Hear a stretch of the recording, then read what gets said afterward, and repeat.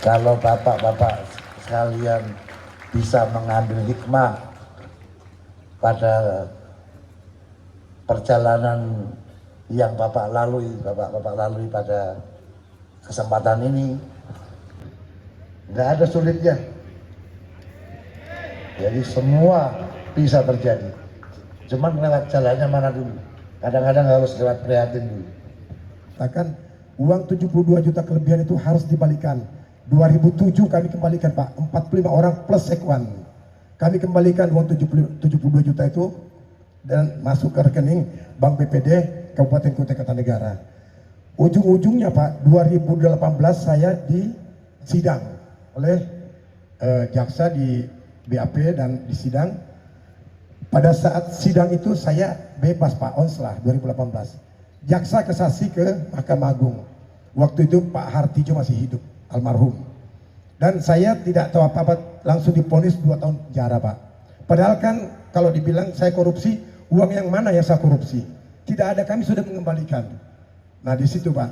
Kemudian penahanan saya di sini apakah hanya titipan? Kalau bisa kami nanti minta pindah ke lapas Pak, karena mungkin di lapas itu banyak kreasi seperti bertani dan bengkel. Mungkin kami bisa belajar nanti untuk bekal kami keluar Pak. Saya kena hukuman 2 tahun Pak, subsidi 3 bulan penjara. Mungkin itu, dan mewakili juga teman-teman, ada beberapa kepengurusan yang memang sudah bebas. Itu B1 sudah keluar, kepengennya juga mereka tuh untuk pindah ke lapas Pak. Mungkin itu yang dapat kita sampaikan. Terima kasih. Assalamualaikum warahmatullahi wabarakatuh. Kita putus 9 tahun Pak, cuman sampai sekarang belum dapat surat vonis atau B1. Sudah 3 tahun Pak saya di sini Pak. Ini bagian pemindahan nanti ya. Ini ya. Tolong Pak nanti ya. Terima kasih Pak. Assalamualaikum warahmatullahi wabarakatuh. Perihal jasa warsa dan 2/5 itu udah aktif belum ya Pak? Terima kasih, itu aja yang saya tanya. Apa itu? Oh, pada tanggal 17 Agustus nanti tetap ada. Kemudian Pak Didi Sudrajat nanti saya minta supaya ke lapas ini melalui Karutan melalui kasih pemindahan untuk mencari B1 ya. Kemudian ini masalah kapasitas kamar yang ideal itu kayaknya susah mencari hal yang ideal.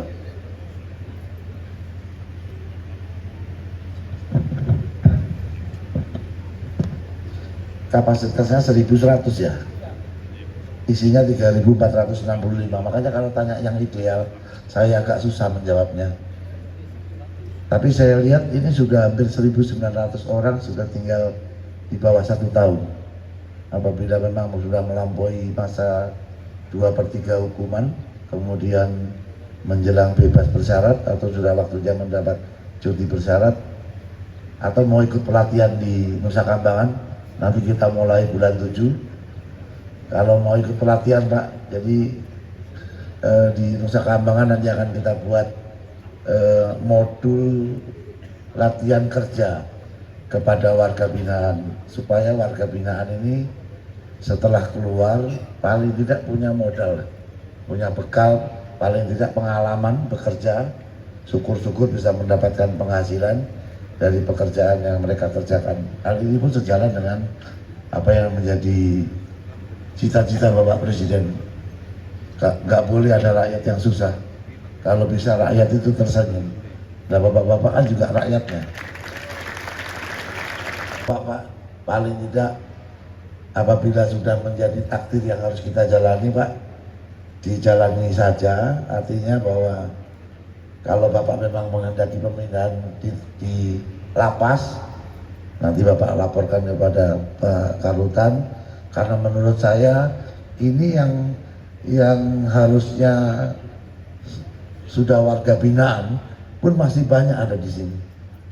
Karena namanya rutan harusnya tempatnya tahanan, bukan tempatnya warga binaan. Jadi kalau Bapak minta ditempatkan di lapas, menurut saya itu logis.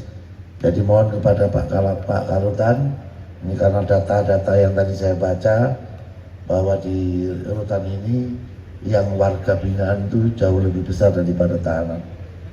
Jadi kalau memang dikomunikasikan nanti dengan Pak Dirjen dengan program pembangunan ketahanan pangan di modulnya nanti di Nusa Kambangan, mana tahu mereka berminat bisa diikutkan. Amnesti tentunya ada kriteria-kriteria yang bisa diberikan karena nggak semua, nggak mungkin tindak pidana korupsi diberikan amnesti, nanti marah masyarakat. Tindak pidana narkoba atau bandar narkoba diberikan amnesti, kan marah nanti masyarakat. Yang pecandu dan penyalahguna itu wajib direhab, itu yang mendapatkan amnesti. Kemudian yang ibu hamil, jadi orang ditangkap kemudian pada saat ditaruh di tahanan atau pada saat dia menjalani hukuman karena sebelumnya tidak ditahan, kemudian masuk ke rutan atau lapas, kemudian ternyata dia hamil, yang hamil itu yang diberikan amnesti.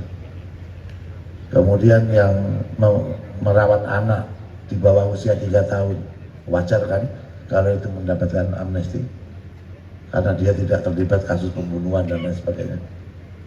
Kemudian ada lansia di atas 70 tahun dan sakit menaun, ini juga yang akan mendapatkan amnesti. Artinya mohon maaf, memang tidak bisa semua diberikan atau diajukan amnesti dari Bapak Presiden, dan sampai sekarang pun belum tuntas karena masih harus dilakukan assessment, jadi masih butuh waktu untuk melakukan assessment dan penelitian. Jangan sampai nanti petugas salah di dalam menyampaikan daftar orang-orang yang mendapatkan amnesti, yang berdampaknya kepada salah pimpinan mengambil keputusan.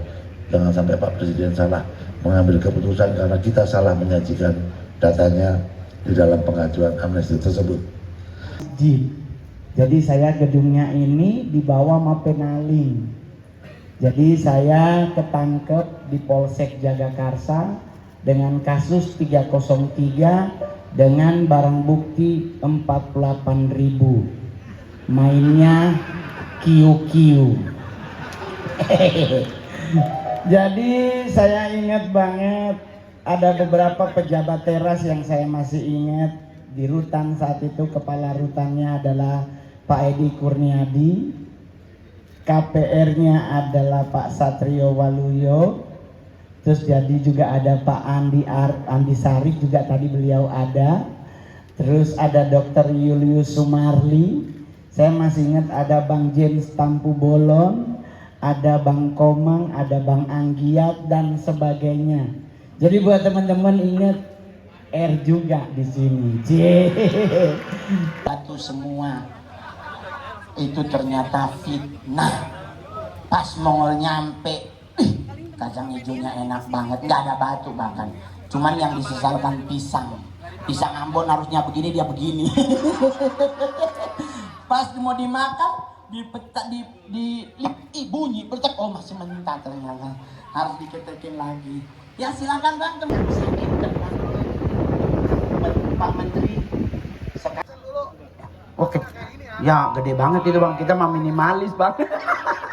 Ya terima kasih, saya Mongol, selamat siang semuanya. Assalamualaikum warahmatullahi wabarakatuh. Makasih Pak Menteri, Pak Wamen, semuanya. Sekali lagi mohon beri tepuk tangan yang meriah kepada Bang Mongol Stres. Semoga inspirasi yang telah diberikan dan dibagikan kepada kita semua oleh Bang Mongol dapat memotivasi. Siapa yang mau tukeran sama punya saya? Mana tahu beda, mau tukeran sama punya saya.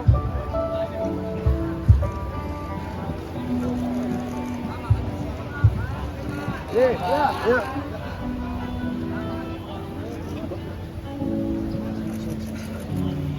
Dan perlu kami informasikan juga bahwasannya band yang saat ini bersama-sama menghibur kita semua adalah band dari warga binaan pemasyarakatan dari Rutan kelas 1 Cipinang. Berikan tepuk tangan yang meriah untuk tim band kita pada siang hari ini.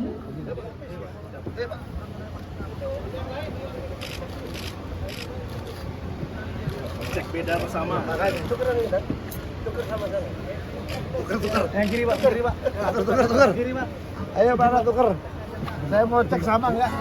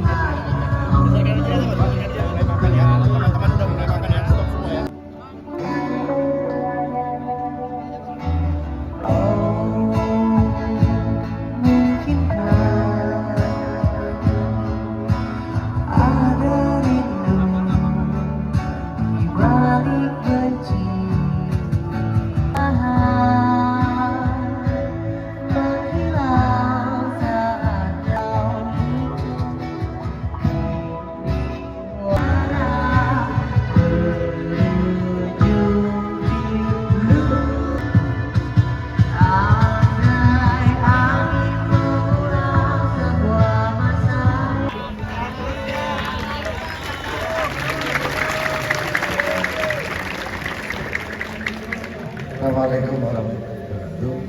Selamat siang dan salam sejahtera. Rekan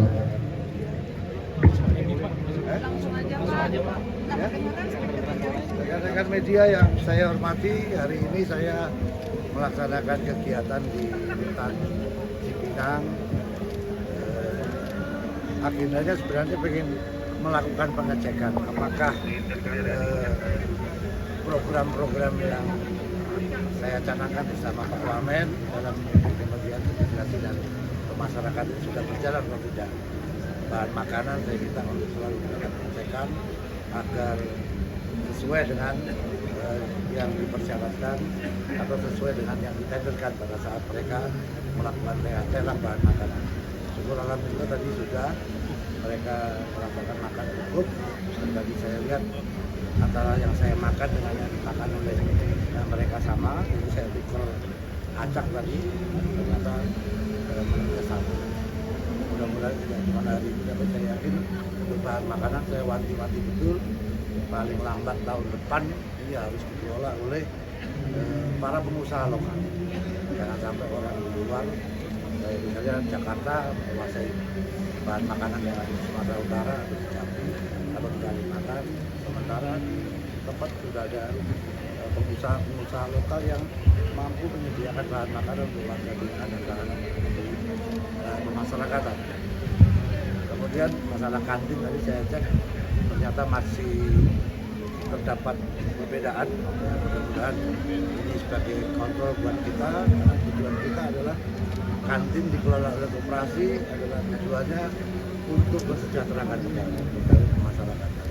Sekaligus juga diharapkan harga yang ditetapkan oleh kantin tersebut harus betul-betul turun, tidak boleh lebih mahal daripada yang lalu.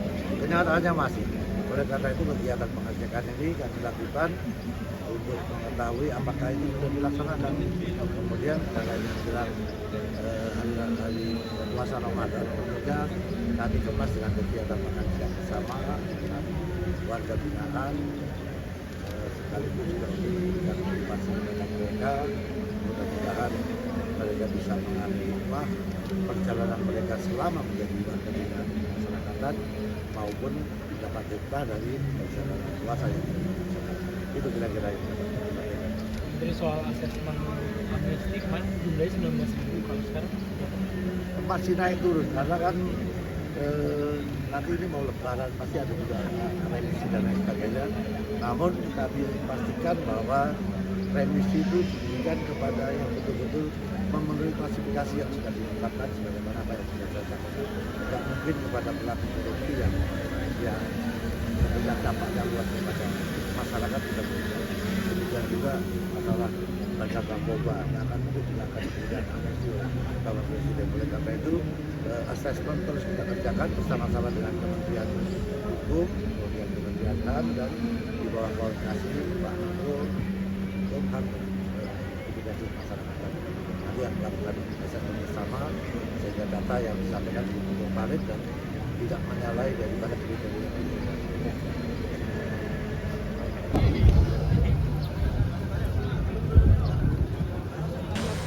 1, 2, 3. Sekali lagi 1, 2, 3. Pelan semuanya. Jadi 1, 2, 3. Sekali lagi 1.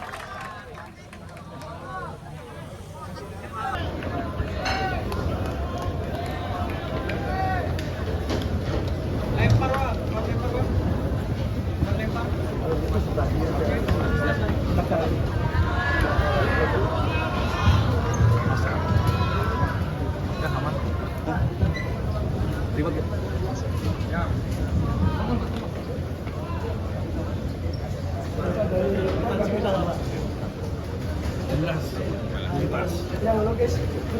Itu sebabnya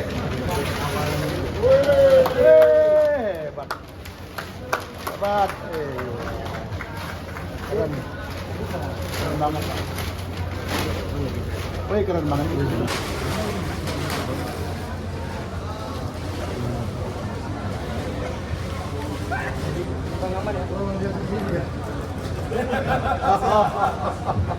Hidup ya.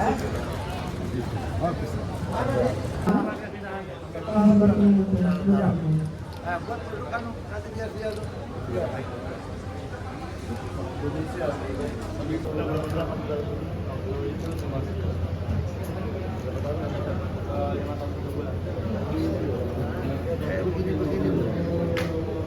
Betul-betul ini pasalnya 127. Ini harusnya dapat iya sampai 114. Ini ada pasal menguasai. Kayak gini yang wajib dia. Harusnya berbeda. Apa harus dia kan korban. Kalau sudah ditanggung 1 juta kan ya, sama dia ya. Terima kasih ya. Selalu beri tepuk tangan yang meriah kepada Bapak Cipinang. Kami mengucapkan terima kasih sekali lagi kepada Bapak Menteri Imigrasi dan Pemasyarakatan beserta seluruh jajaran yang telah berkenan hadir dalam